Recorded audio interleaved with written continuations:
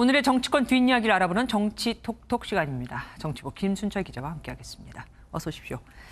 정세균 전 국무총리가 배우 김순 씨에게 특별한 과외를 받았다면서요? 예, 국회의장과 국무총리를 거쳐 대통령에 도전하고 있는 정승현 후보.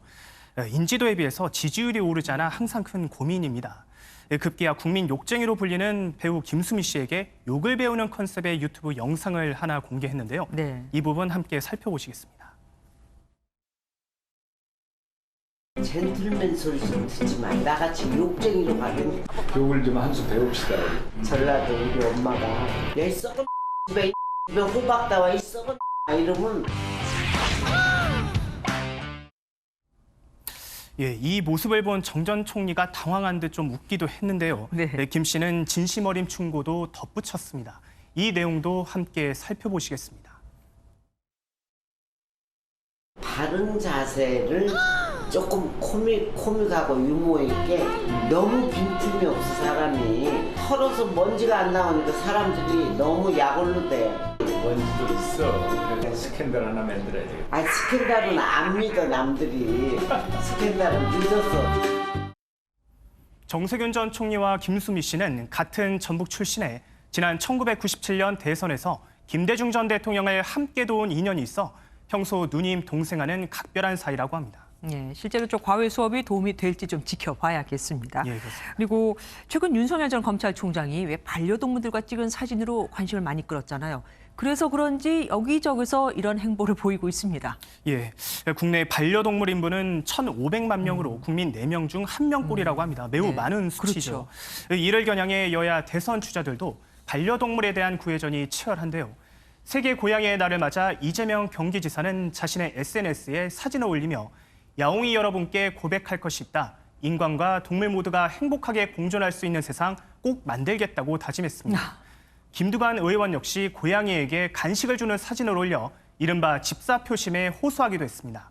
야권에서는 윤석열 전 검찰총장이 자신의 반려견인 토리의 이름을 딴 SNS를 개설해 일상을 공유하고 있고요. 최재형 전 감사원장은 민들레라는 이름의 고양이를 키우는데 나이가 19살로 사람 나이로 치면 무려 100살에 가깝다고 합니다. 대단하네요. 예, 그렇습니다. 그리고 이준석 국민의힘 대표는 오늘부터 휴가잖아요. 그런데 쉬지 않고 택시 운전기사 자격증을 딴다고요? 예, 여름 휴가를 맞은 이준석 대표 오늘부터 5일간 경북 상주에서 개인 택시 양도 양수 교육에 들어갔습니다. 훌륭한 택시 기사로 거듭나겠다는 글과 함께 14번 교육생 명찰에 달린 조끼를 입은 사진을 자신의 SNS에 올리기도 했습니다. 이 대표는 5일 동안 이론 8시간, 실기 22시간 등 모두 40시간의 교육을 받아야 하는데요. 사실상 민심 다지기 행보로 풀이됩니다. 이 대표는 지난 2019년 택시 회사에 취직해 2달가량 직접 택시를 몰기도 했는데요. 흔히 택시기사는 민심의 풍향계라는 말도 있는데 과거 김문수 전 경기지사도 직접 택시기사로 활동하기도 했습니다. 제가 32개 도시에서 택시를 몰았는데 대구가 가장 손님이 없는 지역 중에 하나였습니다. 따라서 대구 지역의 경제를 활성화시키는 것. 아, 예. 그런데 2019년에도 택시 회사에서 취직해서 운전했으면 그때는 그럼 자격증 없이 한 겁니까? 그때는 있었습니다. 아, 근데 예. 또 지금 자격증에 도전한다는 예. 겁니까? 네. 예, 코로나19 4차 대유행으로 택시 기사분들도 영업에 직격탄을 맞았는데 이 대표가 어떻게 민심을 파악해 정치에 반영할지도 관심입니다. 단순히 보여주기식이 아니라 정말 국민들 마음에 와닿는 활동으로 좀 나타나기를 바라봅니다. 지금까지 김순철 기자와 함께했습니다.